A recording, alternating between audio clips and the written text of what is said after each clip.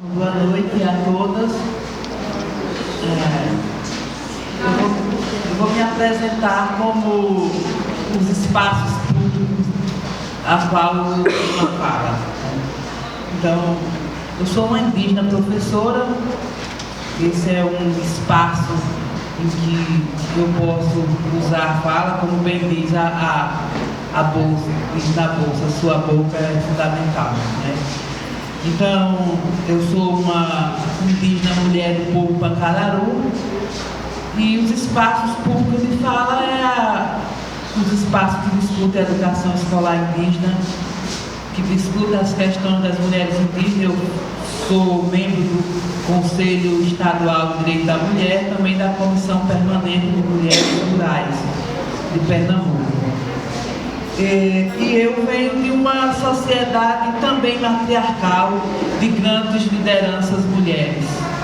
Então, meu povo tem um histórico de grandes lideranças mulheres, e eu, quando falo das minhas experiências, em algum momento eu falo também da pesquisa de mestrado que venho fazendo sobre lideranças de mulheres indígenas em Pernambuco. Então, essa minha vivência com mulheres, que eu chamo de sociedade matriarcal também, porque nós também convivemos com o patriarcado, esse patriarcado qual o feminismo luta em todo o mundo, mas também venho de uma sociedade de mulheres que são guardiãs, que são detentoras dos saberes tradicionais. E é nesse contexto de relação com o sagrado que essas mulheres também têm, que eu me inspiro em dizer que essas mulheres também têm o seu valor, né? Tem o seu engrandecimento. Mas aí tem uma outra questão que desde ontem eu tenho ouvido aqui, tenho ouvido em outros espaços, e eu quero trazer uma questão que o movimento indígena passa a discutir, e não apenas o movimento indígena deveria discutir esse contexto, mas todas as pessoas. Então, todos os espaços públicos por onde os movimentos de mulheres, movimentos de popular deveria discutir. Então, eu vou trazer em especial a questão do racismo e o antirracismo, o caso dos povos indígenas. Então, para falar de racismo e antirracismo em relação aos povos indígenas, eu fui em especial no Google, um amigo Google, colega, camarada, enfim, E lá tem uma definição que me deixou espantada. Ora, se lá existe definição tão precisa, tão minuciosa, e além disso estudos, então isso é algo muito perigoso. Isso é algo que me deixou espantada, né? Então, o que é que diz lá no Google? Ele diz que racismo, e ele é bem claro nas palavras. O que é racismo? É um conjunto de teorias e crenças que estabelecem uma hierarquia entre as raças, entre as etnias. Preconceito extremado em relação a determinada categoria de pessoas consideradas inferiores. Então, isso basta para explicar as atitudes de violação de direitos que se tem com os povos indígenas, com os povos negros, com as mulheres, com uma série de organizações e movimentos e classes de trabalhadores, enfim. Então, é essa certeza, essa crença de que existe alguém superior a outro. É por isso que os hospitais atendem mal. É por isso que existe violência obstétrica, é assim que diz, está correta? Então, é esse racismo, essa ideia de que alguém é melhor do que outro, que tanta desigualdade e violações de direito acontecem em todos os espaços públicos, com todas as pessoas. Embora eu esteja falando da população indígena em especial. E aí o racismo tem modelo, o racismo tem característica, o racismo tem cara. O racismo ele é um modelo europeu de homem. O racismo é homem, o racismo é branco, é hétero, é cristão, né? O racismo é capitalista, o racismo é patriarcal. E aí eu volto à bolsa e à camiseta que eu vi ali. Sua boca é fundamental, sua fala é fundamental, nossas falas é fundamental. Então o nosso lugar de fala de mulher, ele tem que ser exercido na nossa comunidade, né? Então eu também convivo dentro do meu povo e eu preciso me preparar para conviver. Não me desculpe, não me perdoe se alguém não gostar, não precisa me desculpar. Então eu preciso conviver com pessoas que se convertem ao Evangelho, nada contra, todo mundo se converte ao que quer, mas não tem direito de, dentro do meu território, dentro do nosso território sagrado, desfazer da minha cultura, dos ensinamentos que os meus antepassados me deixaram.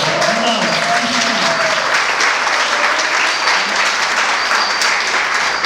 Tenho a obrigação de respeitar os ensinamentos dos meus antepassados, dos meus espíritos sagrados, dos meus encantados e das minhas encantadas.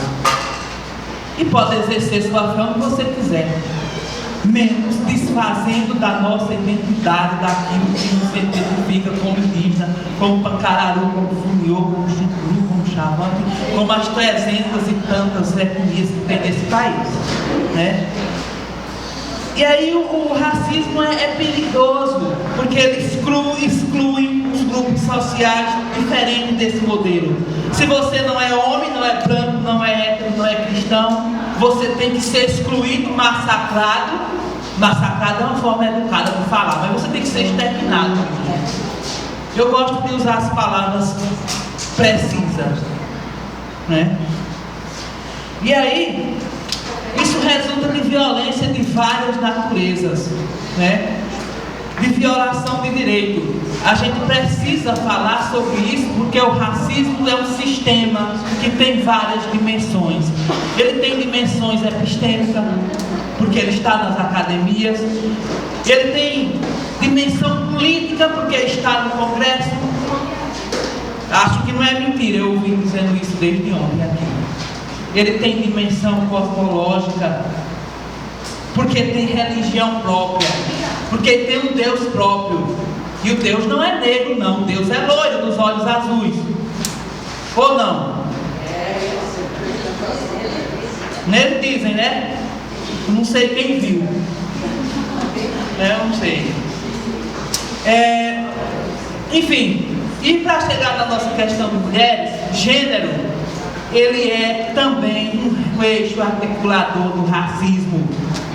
E ele é um sistema próprio de educação. Por isso, a discriminação, o preconceito, a violência contra as mulheres é um sistema de educação também que está nas nossas casas, nas nossas igrejas, lojas, instituições políticas, públicas, privadas, enfim, em todos os lugares.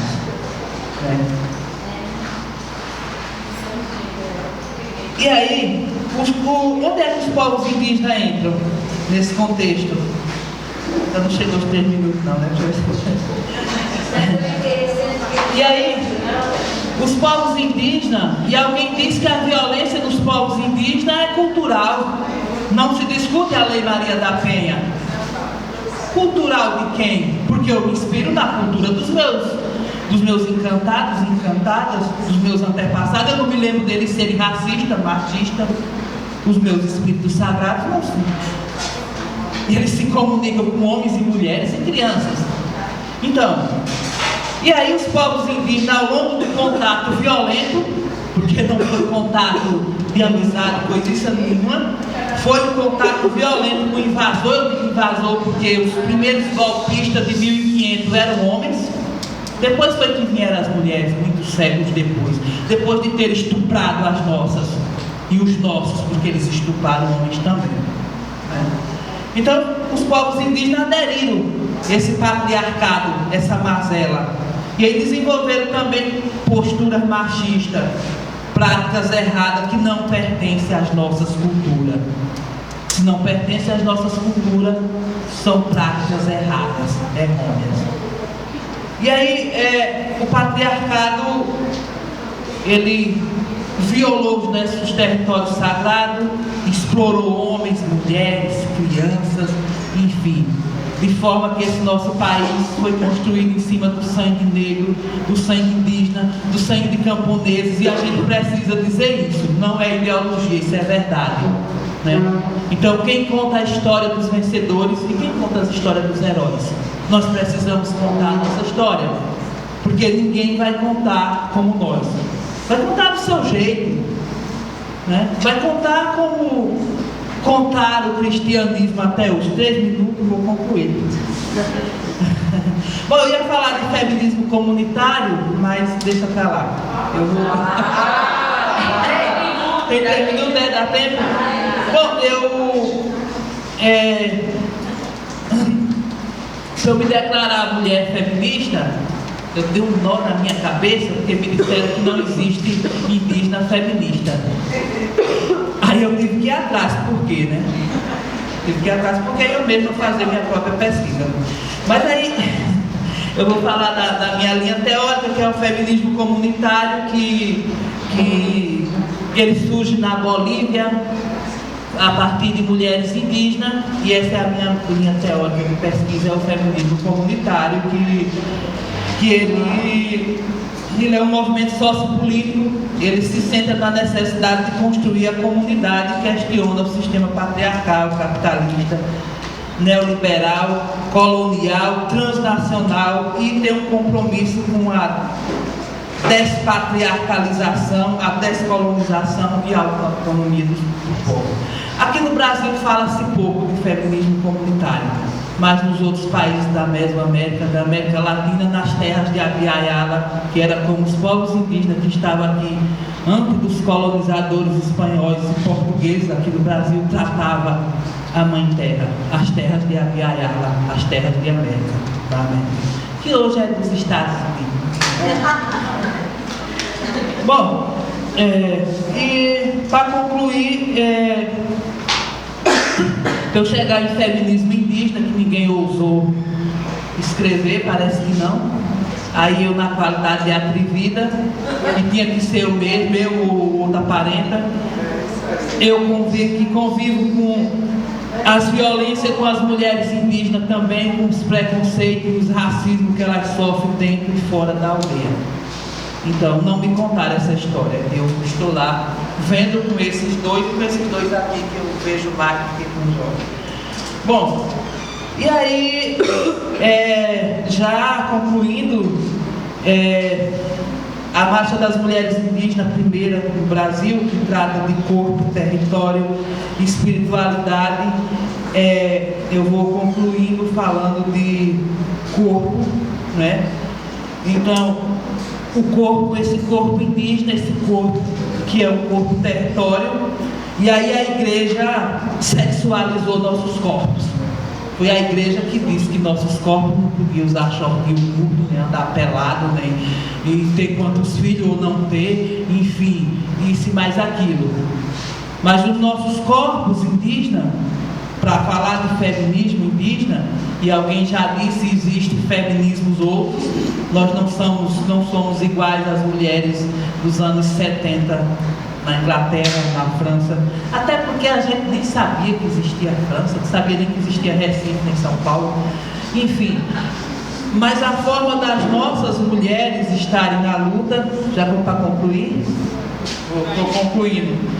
Então, esse corpo território, esse corpo feminista indígena é um corpo que está para a luta coletiva, para a luta do seu território, para a luta de uma saúde específica, uma educação específica, uma medicina tradicional, mas é um feminismo também que acolhe os outros feminismos, que estamos numa luta contra o patriarcado e contra a mazela, e que esse corpo é um corpo coletivo. Não é o corpo que a igreja, que vai mudando ao longo dos anos, sexualizou. Nosso corpo não é sexualizado. Claro que é um corpo reprodutivo, um corpo de desejo, um corpo da biologia, um corpo da natureza. Mas não é um corpo que a igreja disse que se você usasse sutiã ou calcinha apertadinha, enfim. Mas acho que é isso. Depois eu digo mais alguma coisa. Deixa o fundamentalismo para lá. Obrigado.